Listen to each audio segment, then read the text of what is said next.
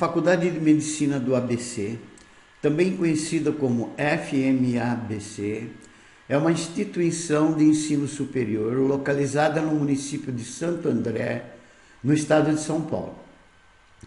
É mantida pela Fundação ABC, entidade civil sem fins lucrativos, instituídas pelos municípios de Santo André, São Bernardo do Campo e São Caetano do Sul, todos no estado de São Paulo. A instituição de ensino que motivou a origem da fundação do ABC em 1967, a Faculdade de Medicina do ABC, foi oficializada um ano depois, em 1968, e iniciou a primeira turma em Santo André em 1969. É considerada hoje uma das melhores escolas médicas e de ciências da saúde do país. Exemplo disso é a nota máxima 5, obtida em 2011 no ENADE, Exame Nacional de Desempenho de Estudantes, nos cursos de Medicina e Ciências Farmacêuticas. A faculdade oferece programas que compreendem cursos de graduação e pós-graduação para diferentes segmentos dentro da área da saúde e, da mesma forma, para diferentes níveis profissionais. Para a graduação estão disponíveis os seguintes programas educacionais: Medicina, Ciências Farmacêuticas, Enfermagem, Fisioterapia, Gestão em Saúde Ambiental, Nutrição e Terapia Ocupacional. O sistema que é adotado para a seleção de alunos em seus cursos é a prova de vestibular tradicional, que acontece somente uma vez por ano. Questão número 1 da Faculdade de Medicina do ABC, 2015. Um circuito constituído de uma espira quadrada, fixa e de lados iguais a 8 centímetros. Então está aqui a espira quadrada. Cada lado deste tem 8 centímetros. Ela é atravessada por linhas de indução magnética, conforme indicada na figura. Então está aqui a espira, essa é a espira, as linhas de indução magnética B aqui, tá vendo? Ó, estão atravessando a espira nessa direção e nesse sentido.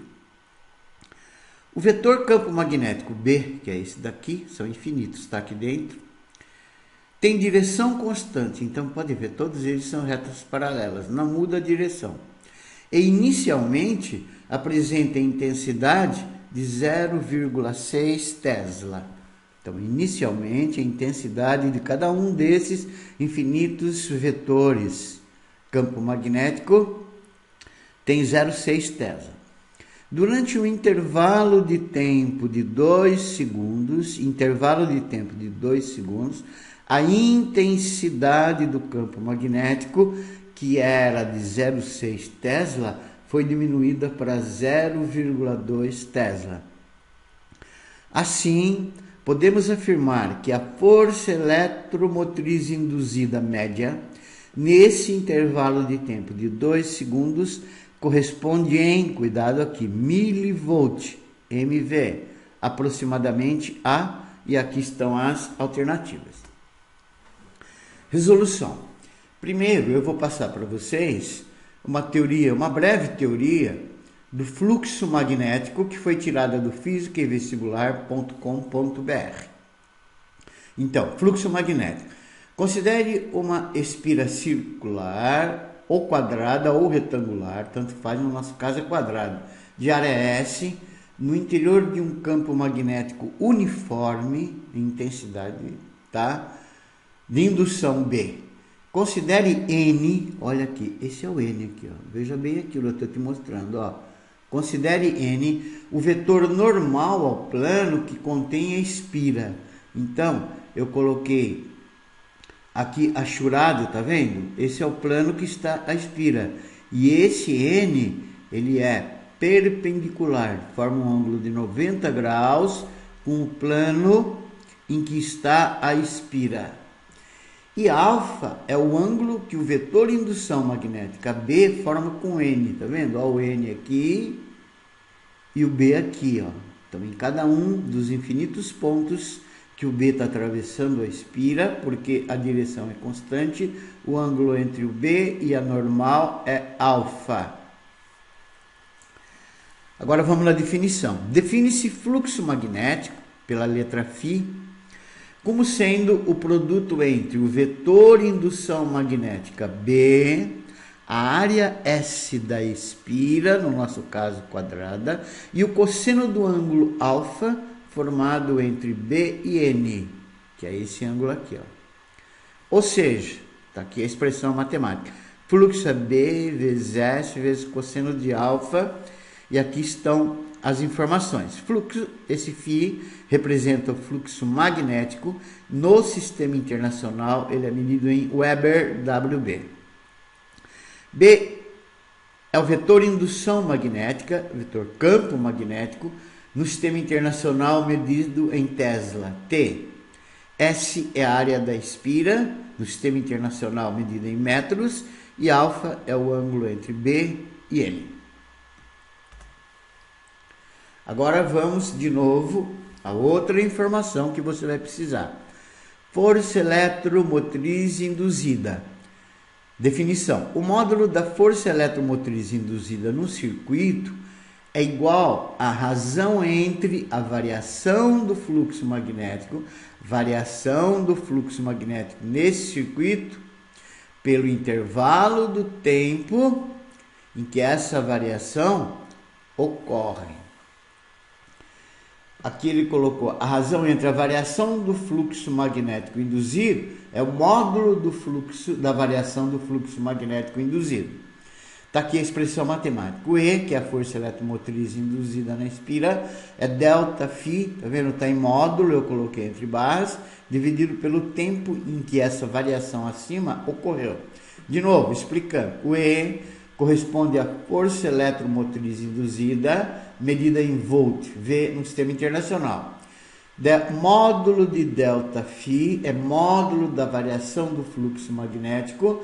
Se o fluxo magnético é medido em Weber, claro que a variação do fluxo magnético também será em Weber no sistema internacional.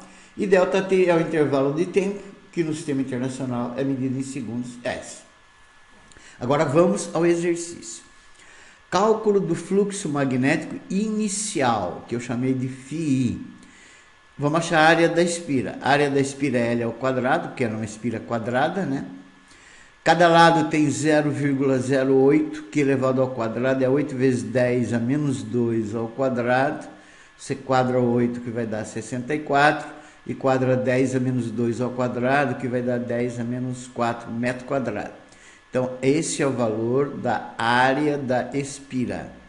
O campo magnético inicial foi fornecido no enunciado, ele é 0,6 Tesla, 6 vezes 10 a menos 1 Tesla.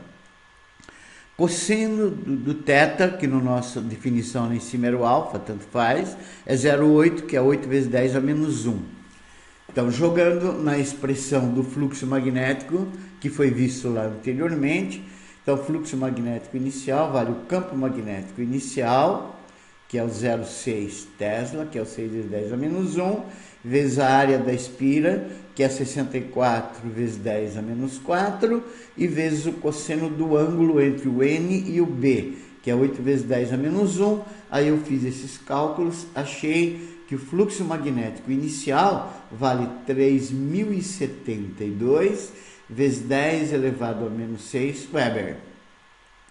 Agora vamos calcular o fluxo magnético final. Então, o fluxo magnético final é pedido, a área da espira continua sendo 64 vezes 10 a menos 4 metro quadrado, que é a mesma espira. E o campo, a intensidade do campo magnético final, que era 0,6, passou para 0,2, então ela é 2 vezes 10 a menos 1 Tesla, e é claro que o cosseno do ângulo continua sendo o mesmo, que é 8 vezes 10 a menos 1, e é o mesmo porque ele disse que a direção do campo em todo esse intervalo de tempo é constante. Fluxo magnético final é o campo magnético final, vezes a área da espira, vezes o cosseno do ângulo. 2 vezes 10 a menos 1 é o BF, a área da espira 64 vezes 10 a menos 4 e o ângulo 8 vezes 10 a menos 1. E os cálculos forneceram 1024 vezes 10 a menos 6 Weber. Agora vamos calcular o módulo da variação do fluxo magnético, que é o ΔΦ. Então, módulo entre barras, tá vendo? ΔΦ, ele é o final 1,024 vezes 10 a menos 6, que é esse, menos o inicial 3,072 vezes 10 a menos 6, em módulo. Então, vai dar módulo de menos 2048 vezes 10 a menos 6. Como é módulo, o sinal de menos desaparece.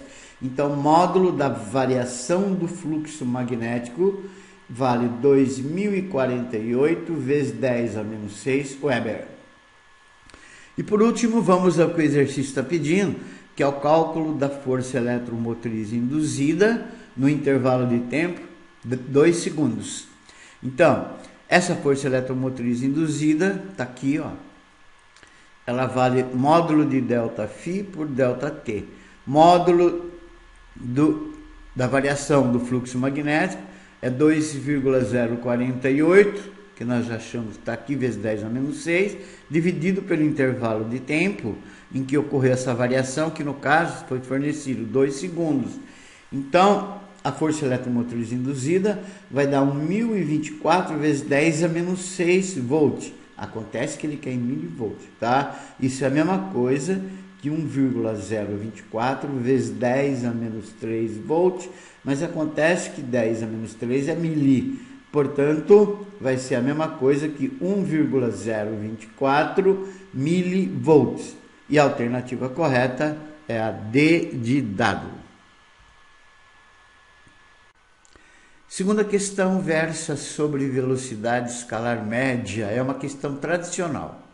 Uma pessoa inicia uma corrida num ponto A de uma pista quadrada de lados iguais a D. Cada lado tem D, apesar do meu desenho não estar mostrando isso, desculpe. Cada lado dessa pista é percorrido com velocidades escalares constantes, iguais a V, 2V, 3V, 4V, conforme a figura. Olha aqui. O primeiro lado percorreu com velocidade constante V, o segundo com velocidade 2V, o terceiro com velocidade 3V e o quarto com velocidade 4V. Desse quadrado de cada lado D. Após uma volta completa, ele quer a velocidade escalar média, uma volta completa. Ele sai de A, percorreu os 4 lados e retornou ao A. Então, ele quer a velocidade escalar média desenvolvida por essa pessoa após efetuar uma volta completa. E aqui estão as alternativas. Muito bem, primeiro vamos calcular o tempo que ele demora para percorrer o primeiro lado. A gente sabe que a velocidade é a distância, deslocamento por tempo. O primeiro lado é D, então isolando o tempo T1 vai ser D sobre V. T1 é o tempo que ele demora para percorrer o primeiro lado. Tempo que ele demora para percorrer o segundo lado com velocidade 2V vai ser a mesma distância por T2. Então, T2 vai ser D sobre 2V. Tempo que ele demora para percorrer o terceiro lado com velocidade 3V vai ser D sobre T3. Tempo para percorrer o terceiro lado, D sobre 3V. Da mesma maneira, o quarto lado com velocidade 4V, ele vai demorar T4, que é D sobre 4V. O tempo total para ele efetuar uma volta completa, ou seja, percorrer os 4 lados, é T1 mais T2 mais T3 mais T4, que vai ser D sobre V mais D sobre 2V mais D sobre 3V mais D sobre 4V. Muita atenção agora, eu tirei o mínimo do denominador, que deu 12V, que é o mínimo de V, 2V, 3V e 4V. Aí eu dividi pelo de baixo e multipliquei pelo de cima. 12V dividido por V dá 12, 12 vezes D dá 2D. 12V dividido por 2V dá 6, 6 vezes D, 6D. 12V dividido por 3V dá 4 vezes D, 4D. E aqui em cima 12V, e aqui 12V dividido por 4V dá 3 vezes D, 3D. Então, em cima ficou 12D, mais 6D, mais 4D, mais 3D, dividido por 12V. Somando em cima, o tempo total que ele demora para percorrer todo esse quadrado vai ser 25D sobre 12V. Agora, vamos calcular a velocidade pedida, velocidade escalar média, que eu chamei de V', quando ele efetua uma volta completa. É claro que se a volta é o D total sobre o T total. D total, como cada lado do quadrado tem D, então se ele vai percorrer 4 lados é 4D, dividido pelo tempo total, que é esse aqui que nós calculamos. Como é que você resolve isso? Copia o de cima e multiplica pelo inverso do de baixo. Então vai ser 4D sobre 1 vezes 12V sobre 25D. D com D cancela, então o V' que ele pede vai ser 48V sobre 25, que vai dar 1,92V. E a alternativa correta é a alternativa C. Terceira questão.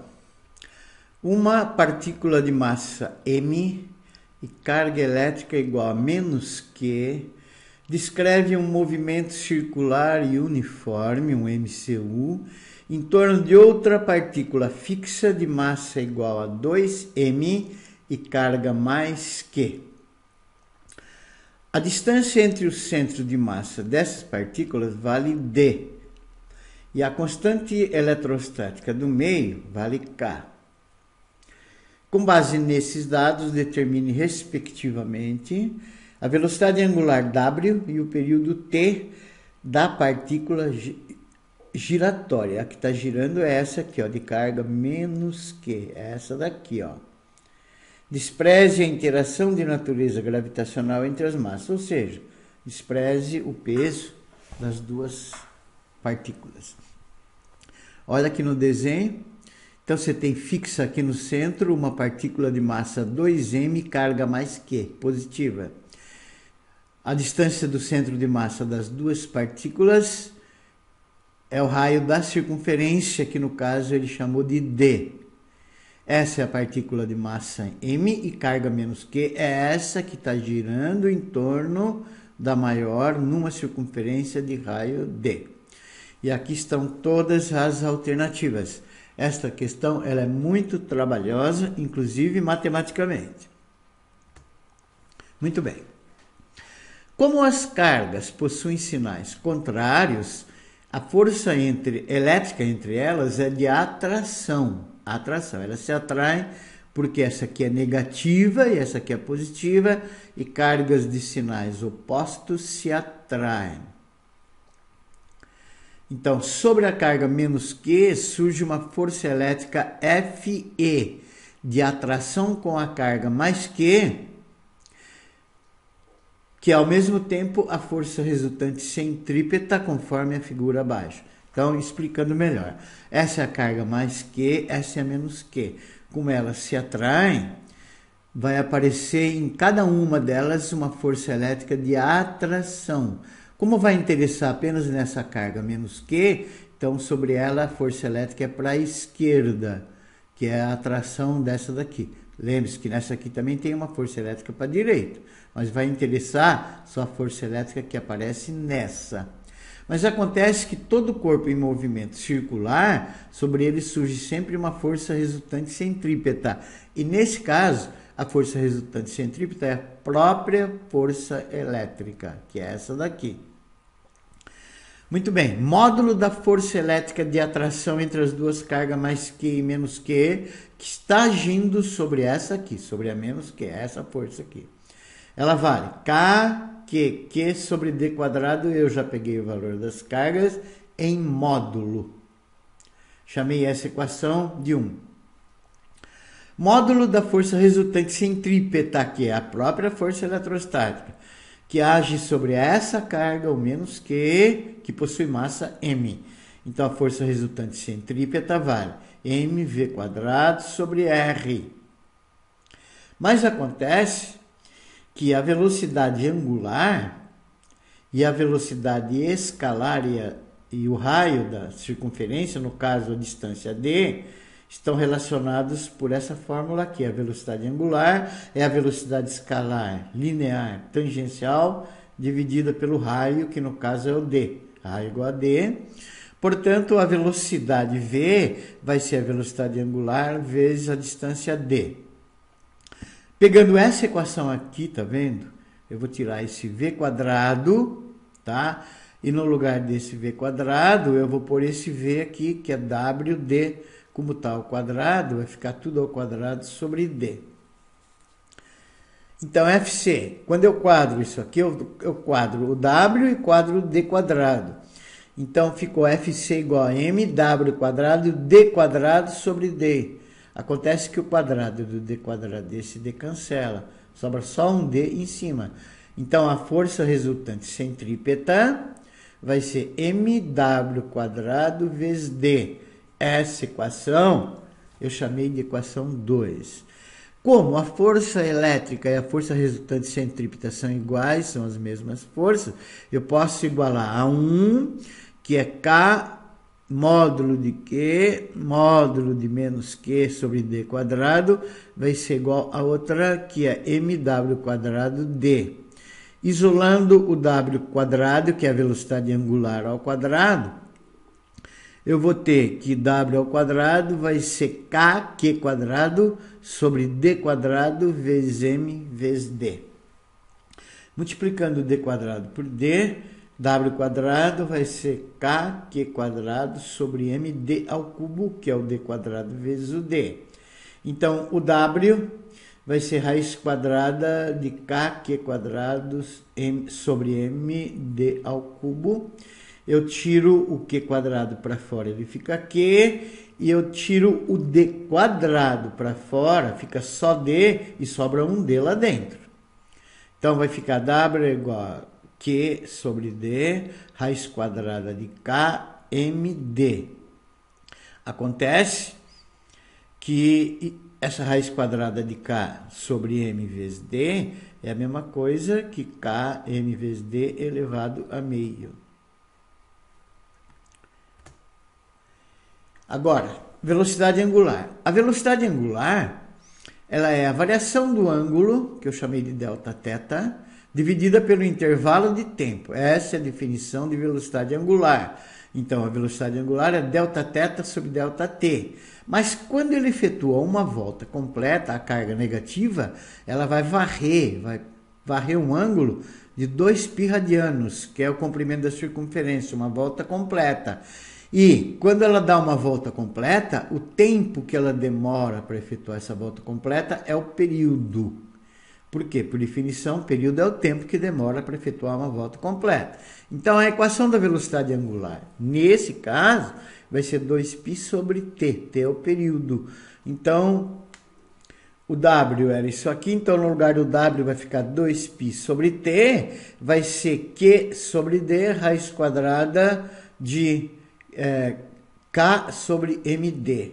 Cruzando isso, isolando t, você vai ter que o período t vai ser 2π q sobre d vezes raiz quadrada de k md.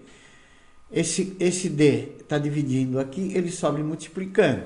Então, o período pedido vai ser t é igual a 2πd sobre q raiz quadrada de k vezes md.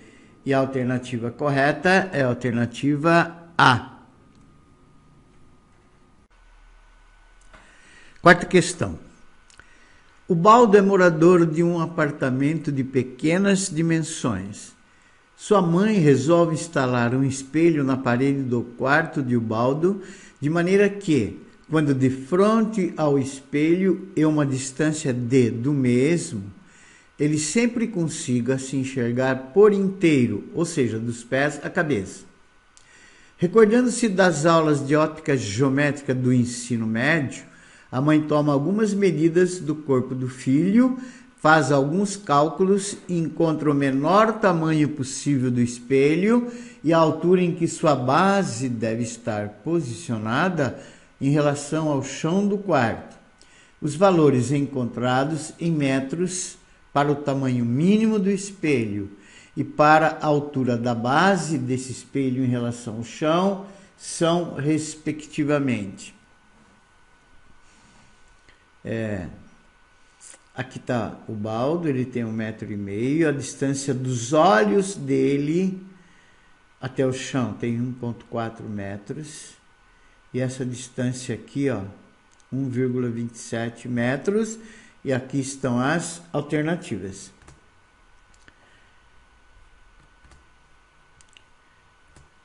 Essa resolução, ela foi retirada do fisicoevestibular.com.br, está em óptica geométrica, espelhos planos.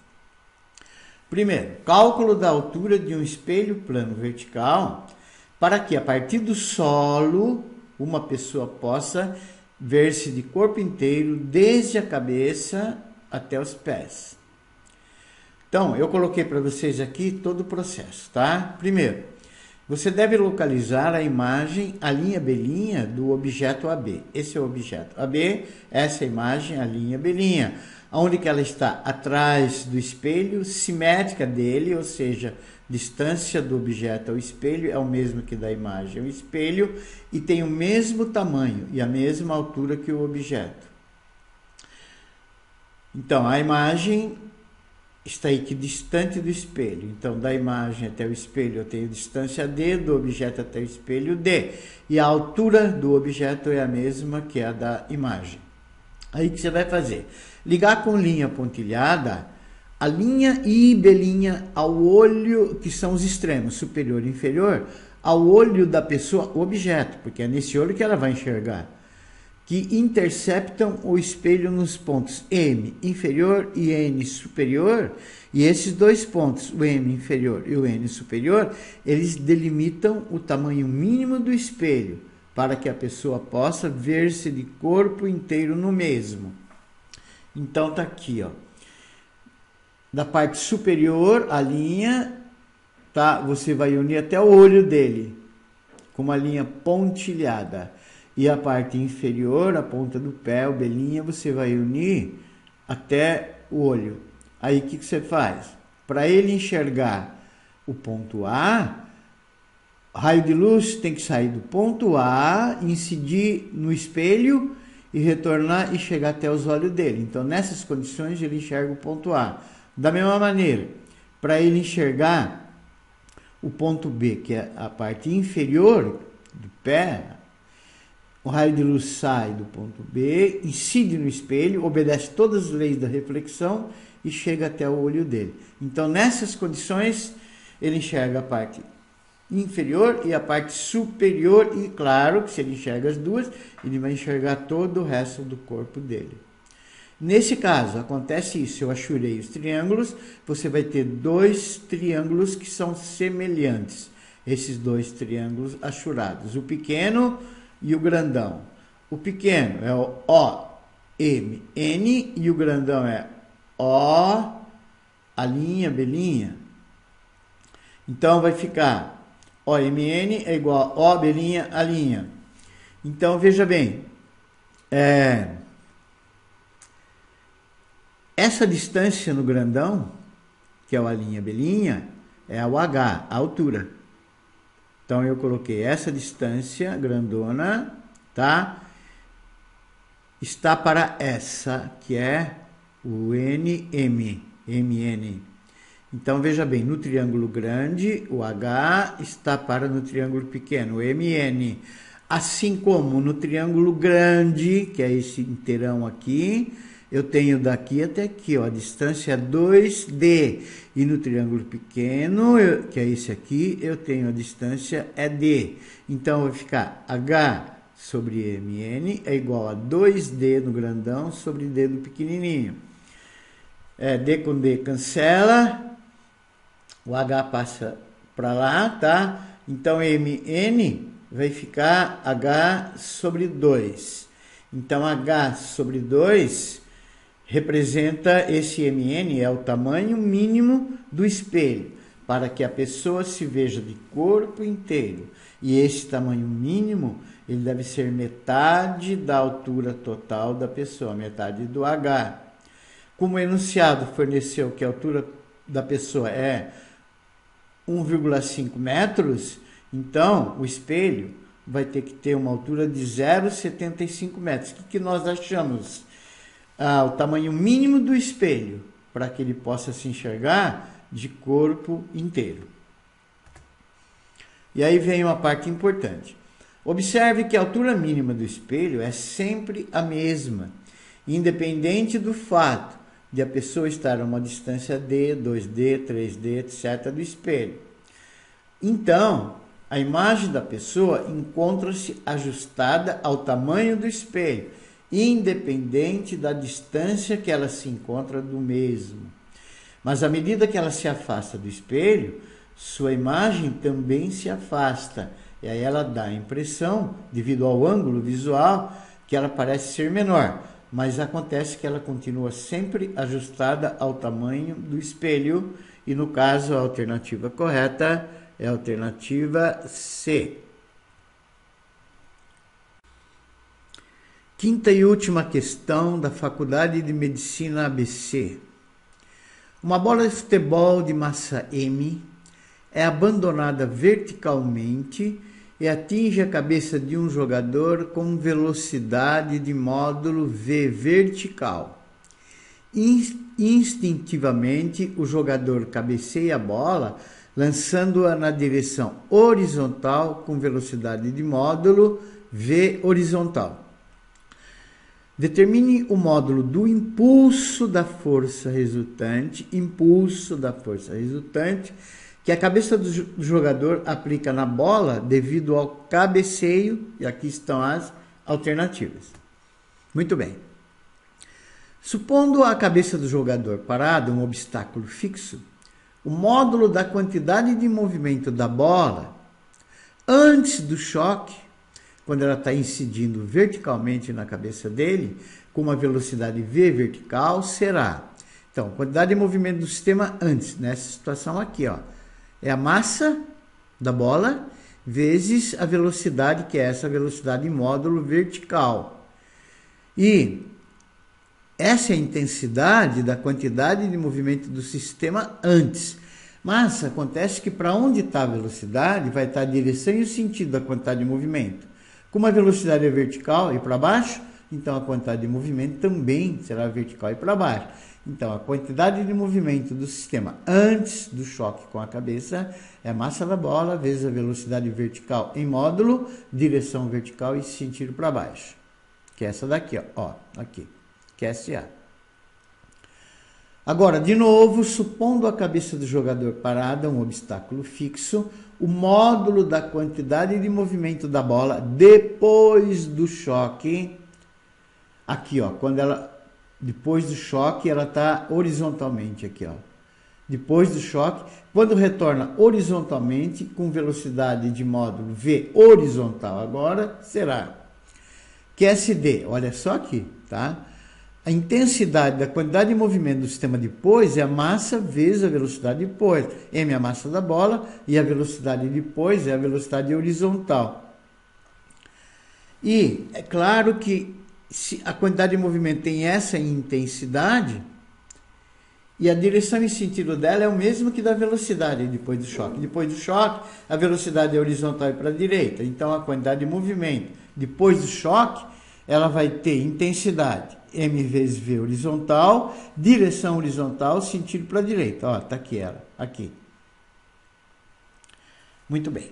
Vamos calcular a variação da quantidade de movimento ΔQ, veja bem, é vetorial, hein?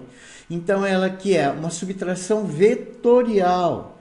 Quantidade de movimento do sistema, vetor quantidade de movimento do sistema depois, menos vetor quantidade de movimento do sistema antes, indicada na sequência abaixo. Vamos calcular, então, o módulo da quantidade de movimento, utilizando, da variação da quantidade de movimento, utilizando o triângulo da terceira figura. Muito bem. Ó o que eu fiz primeiro. Eu vou somar esses dois vetores. Como que a gente soma esses dois vetores? Eu vou subtrair esses dois vetores. Então, eu vou pegar o QSD e vou subtrair vetorialmente o QSA. Como que a gente faz? Pega o QSA, inverte o sentido dele. Quando você inverte só o sentido, você está mantendo a direção e o módulo. Então, quando você faz isso, inverter só o sentido, o vetor que era QSA vira menos QSA. Então, agora o que eu vou fazer? Eu vou somar os dois vetores, o QSD com menos QSA, que seria a mesma coisa que subtrair o QSD menos o QSA.